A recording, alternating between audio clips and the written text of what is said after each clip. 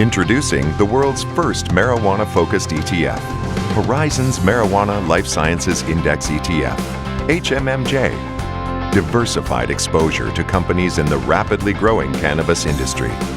HMMJ offers easy access to a new frontier of investing. Horizon's ETFs. Mark Noble joins me now from Horizon's ETFs. Mark, welcome back. Hey, great to be here. Mark, what's new with Horizon's ETFs? You've launched another couple of new ones. One's doubly leveraged to the upside, one single times leveraged to the downside. How do those work? Okay, so we've had a lot of demand from HMMJ users, holders, wanting to get exposure either on the leverage long side or in some ways want to short it. So what we've done is we've launched two new ETFs. One, HMJU, provides 2 times the exposure of an underlying North American marijuana index, and the marijuana index is sort of comprised of the large LPs, so all the the household names, not small caps. And then we have a -1 index ETF, which is ticker symbol HMJI. So you got HMMJ right in the middle, long exposure, HMMJU, double exposure, and HMJI for inverse exposure. And that provides -1 times exposure to the market. So if that index goes up during the day 1%, the -1 would lose 1%, and the double one would make 2%. And the inverse would happen if the index was to decline 1%. You would make 1% on the inverse, and you would lose 2% on the double long. Oh, okay, that's relatively easy to understand. I could probably get it if you told me that about 3 more times. But no, I get it. So, so does that make the it's like on the short side? For example, I'm familiar with the natural gas. Right, very similar idea. Right, the 3x to the downside can wipe you out in a heartbeat, and whereas well, on either one, you can really you can make an error in judgment and find yourself. Right. Well, we're not doing 3 times. So it's 2 times on the leverage marijuana, the upside. There's obviously a lot of volatility. So today, for example, we just launched them today. Yeah. The market was up a certain amount, and I believe the double long was up, twice that. But if you look at the short side, that's where we've had a lot of interest. The reason being is, I've come on here before and talked, there's a lot of tension between, I would call Wall Street and Main Street. And the marijuana equity business, the bulwark of support for it is actually self-directed investors, it's retail investors. If we go and we look at Wall Street analyst reports, we look at hedge funds, there's a lot of short interest on marijuana stocks. And in fact, the borrow costs on individual marijuana stocks are absolutely astronomical. They're at their lows right now, probably over the last 6 or 7 months, but even a stock like Tilray is like 35% per annum to borrow. That means that if you held that short position for a year, you have to make 35% just to break even. Right. We've seen that go up to 100% at some point in time. Companies like Organigram around 22%. Canopy is probably the lowest at about 6%. Individual investors have a really hard time taking a short position on the market because they can't really, they have to use margin. They can have a margin call. So what this ETF allows you to do, particularly HMJI, is it allows you to have a flexible way to short the market. Even if you're long over the long term, there may be periods of dislocation you want to trade. This allows you to take a short position intraday, buy it throughout the day, and you can get that exposure. The one caveat, though, is unlike any other ETF in Canada, this has a borrow cost associated with it because our counterparty, in order to provide short exposure, they're going to actually have to short those stocks in their portfolio. So the current borrow cost on this ETF is about 18%, and it could be as high as 30%. So again, back to your original point, these are something that you got to be looking at from a tactical focus. So if you're looking at your technicals and you have a high conviction that there's a movement happening, you can use these ETFs to magnify your returns or take advantage of a pullback in the market. Just recognize that there's quite a bit of a cost to that, reflect in the borrow cost that gets transferred over. So your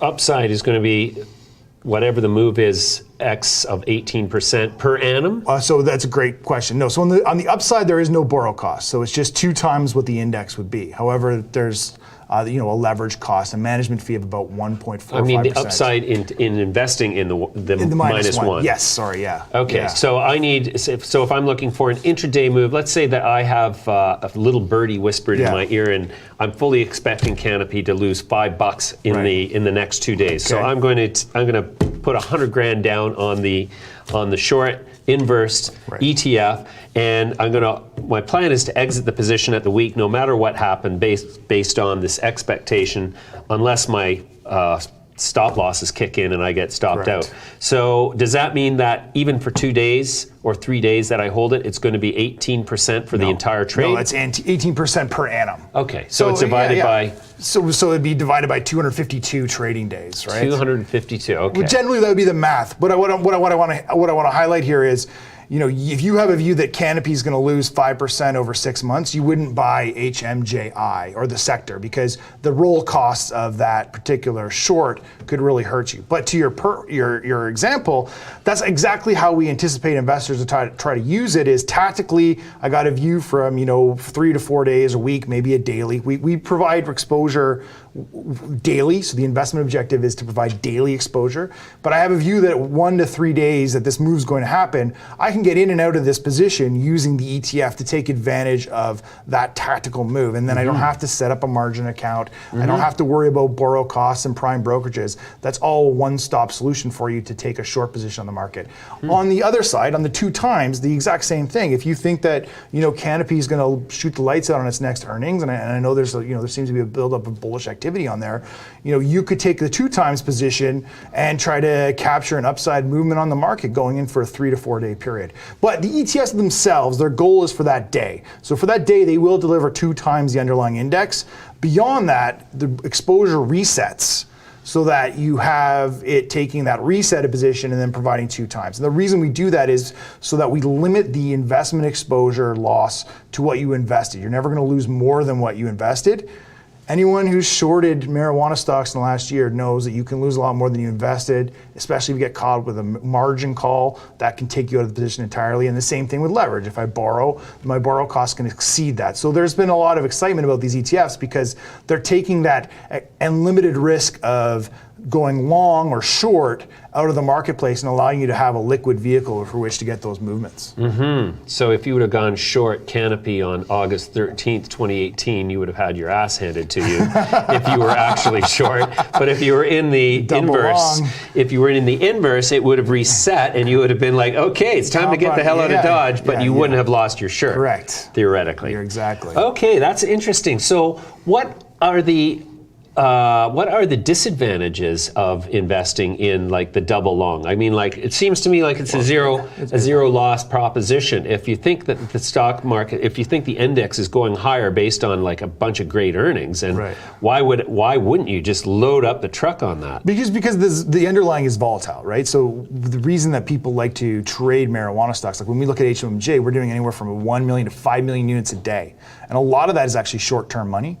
Coming in and out, and that's because the volatility of marijuana stocks is I believe last year it was somewhere around 40%. Like there was huge swings, right? If you remember going into August of last year, there was that crest, and then we had the huge move up, and then we had Q4, lost another 40%, and then you're up, 80% on some of these stocks year to date. So yes, using double leverage can allow you to capture those returns. But on the downside, if you're 2 times leveraged on a big 20-30% move in the underlying, well, now you've lost 40 to 60%. Right. So there's no free lunch in investing. And so if you take a leverage position, your returns are going to be magnified, but also your risk is as well. Sure. So both the inverse 1x and the 2x are the benchmark is the HMMJ itself? It isn't technically. So it is a different index. It's called the North American Market on Close Index. Okay. But for all intents and purposes, the exposure is effectively the same. So if you were to put them in there, you'll see the performance of the index is very close to HMMJ. What we don't have that HMMJ does is HMMJ has over 50 stocks, and there's a lot of smaller cap names in there, sort of in the, I would say, the $75 million to $500 million range. None of those smaller names are in this particular index. In order for us to have a derivatives-based structure, a synthetic structure to deliver leverage, we need to have liquid names. So it's a smaller portfolio of the larger names. But it's, like I said, it's the names you're widely following. I mean, the biggest holdings are Aurora, Canopy, Tilray, Kronos, Organigram. So in these multiplier ETF strategies, is it important for the investor to understand exactly the total effect of the individual constituents, likely in terms of the full market reaction to any given piece of news? I mean, it's important to understand that if you're betting it on, if you think canopy is an outlier and canopy is going to do one thing and the sector is going to do something else, then you have to keep that in mind. But generally, what we've started to see is that the large names have what we call a high degree of beta to the underlying market. So a big movement in canopy is going to create a net rising tide effect across the board. Sure. So generally, your technicals on most of the big Canadian LPs are going to suggest that things move in tandem. So to your question, yes, you do need to be aware that if you're looking at individual stock news, you want to be playing that individual stock. But understand that big news on an individual stock, particularly the big names, is going to probably impact the sector. So there will be a correlation. And we want to provide sector exposure because if you go double long the sector and the sector's positive, but then you get a company failing on earnings miserably, which we've seen a couple of them do, you don't want to be caught offside on a leverage position on that one side. So the diversification of going long the sector actually reduces that single stock risk, which provides even more volatility. Yeah, interesting. Well, I'm going to take a couple of schwacks at it just because that's how I learned. Learning the hard way, understanding through losing and or winning. Okay, well, read the prospectus and read a lot of the disclaimer language there. These are structurally complex. They do what they're designed to do, but education goes a long way. Okay. Mark Noble from Horizons ETFs, thank you very much for your input. As usual, very enlightening. Just a little bit confusing this time. Just a little bit confusing, No, but okay. Any other fool would be able to understand it. It's just that I'm a particularly big fool. Thanks for joining me today, Mark. My pleasure.